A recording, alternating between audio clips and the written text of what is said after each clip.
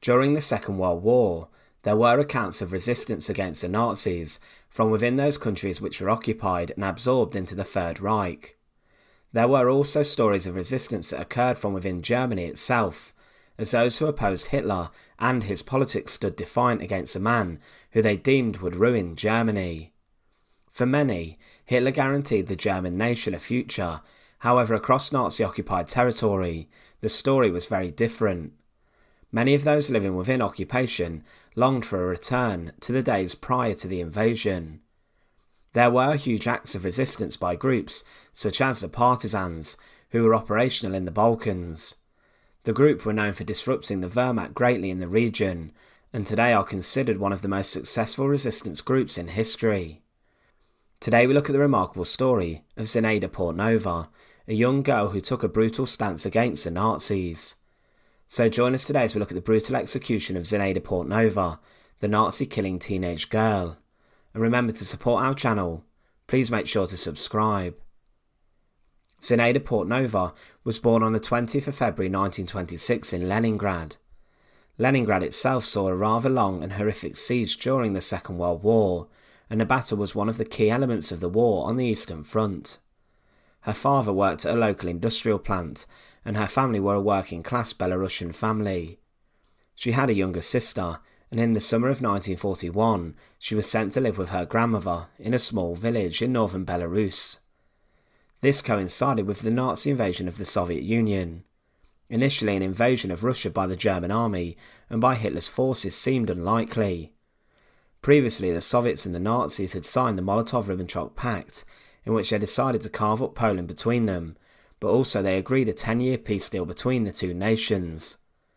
This would not last long at all, as Hitler decided in 1941 to invade the Soviet Union, and he made a large and significant gain from the very start.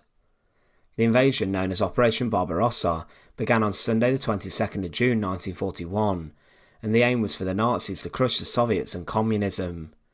The operation itself saw a huge number of casualties, and the reason Zinaida Portnova left her home was to keep her safe. The Germans advanced across territory very quickly, laying waste to the Red Army. The Germans planned to starve the Soviet Union, and it was with this that Portnova came first into contact with the enemy. She came face to face with the Wehrmacht when they advanced and reached the village she was staying at. As they arrived at her grandmother's farm, the Nazi soldiers knocked on the door and demanded that they take the family's cattle, which was much of their food source and a source of income for the family. As Portnova's grandmother refused to hand over the cattle, a Nazi soldier struck the elderly lady and then took all of her cattle, to be presumably used to feed the German army. It was with this moment that Zinaida Portnova decided to take action against her occupiers. In 1942, she joined the Belarusian resistance movement and became a member of the local organisation.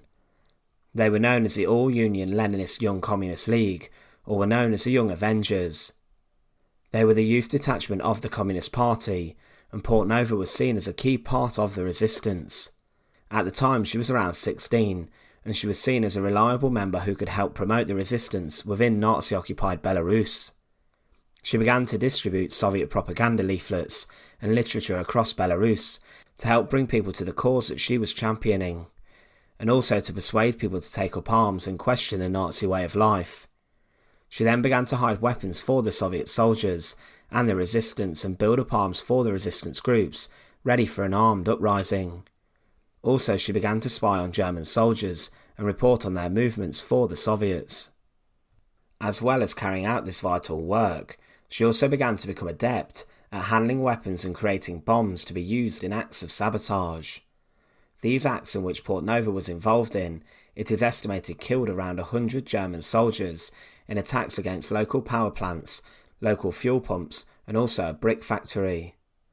Whilst acting inside the resistance, Zinaida managed to kill scores of the enemy, which must have filled her with pride when she thought how her grandmother was treated by the Germans.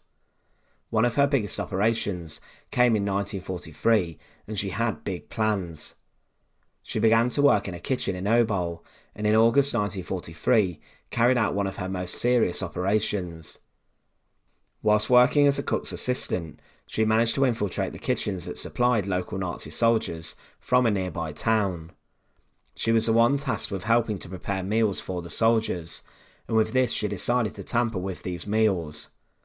Whilst preparing the food one day, she laced all of the meals that day with poison, causing lots of the local Wehrmacht garrison to fall ill, and many even died from the poisoning inflicted by Portnova. Immediately the Nazis were aroused in their suspicions, and their focus turned to Portnova, as she was a young Soviet working inside the kitchen, supplying her enemy. She was quickly accused, and she managed to fake her innocence by even trying part of the meal that was allegedly poison that she had cooked. As she did not initially get ill, the Nazis simply released her, and their attention turned elsewhere, and it looked like Zinaida had gotten away with it. She quickly, after consuming the poisoned food, ran to her grandmother's place, and she got very ill.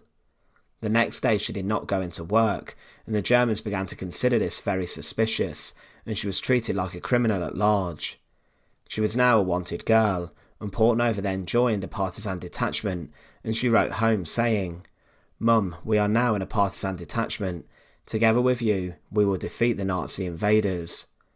She was now involved in armed attacks against the Germans, and she went to war with the Nazis. In late 1943 or early 1944, she was sent back to Obol to infiltrate the garrison which she had escaped from.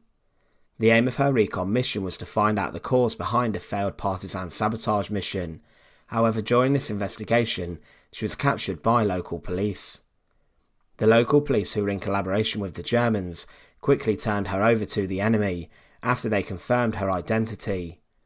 She was picked off the streets and locked up. It was clear that Zinaida Portnova's options were now very limited. She was taken to interrogation with the infamous Gestapo, who had a number of questions for her. The Gestapo became infamous during the Second World War and before in Germany for their policing and investigatory work, which often resulted in bloody and brutal reprisals. Zinaida was taken into an interrogation room, and inside that was a Gestapo officer who was there to carry out her interrogation. Often these resulted in torture, so the situation looked grim for Portnova. A soldier pushed her into a room, and it looked certain she would be killed. The door of the room flung open, but on the table was a pistol lying there, and quickly Zinaida Portnova acted, grabbing the pistol off the table, gripping it, and firing shots into the Nazi interrogator. After hearing the gunshots echoing around the camp she was kept in, 2 guards quickly ran to the interrogation room and noticed the dead body of the investigator. However, quickly Portnova shot 2 more Nazi guards. She now had one thing on her mind: escape. She left the room and then quickly exited the camp in which she was being held in, and managed to escape the lines of the camp. However, she was quickly in pursuit, and she was wanted even more. There is also another version of the events, in which a Gestapo investigator, frustrated with Portnova's lack of cooperation, threw a pistol at her, threatening to shoot her. She then allegedly took the pistol off him and shot him, and after this she escaped through the door, shot a guard in the corridor, and then another in a courtyard, and then she was allegedly captured after the pistol misfired. However, the more common sequence of events is that Portnova ran out of the camp, and then she ran quickly into a woods nearby the garrison, but this would not end well. The Nazis sought quickly to find the fugitive, and they quickly found her near a river, and then took her to Gorani, where she was interrogated further, and then horrifically tortured for information about the Partisans. She refused to give over much information. However, after she emerged from her interrogation, she had been blinded by the Nazis. After they had brutalised her, the Germans drove her into the middle of a woods, threw her battered body from the back of a truck, and then in the middle of the forest, shot her dead. She was executed by gunshot, and at the time she was just 17, being a month before she turned 18. Today, Zinaida Portnova is seen as a hero of the Soviet Union, and she was the youngest female to ever have been awarded the highest honour of the Soviet Union. She today is still revered by many, and she is considered a woman who defied the evils of the Nazi regime. In many Russian towns, there are lots of memorials that pay tribute to Portnova for her bravery. At the time of her execution she was 17, and despite being so young, she had devoted a lot of her short time on earth to defeating the evils of the Third Reich. Her execution was a brutal one, in which the Nazis wished to inflict great shame upon her, and her torture was also very sadistic. The story of Zinaida Portnova today is an important one, and she remains in the memory with Leporadic as a teenage girl who defied the Nazis. Once again, thanks for watching. To support our channel, please make sure to subscribe, and once again, thank you so much for watching.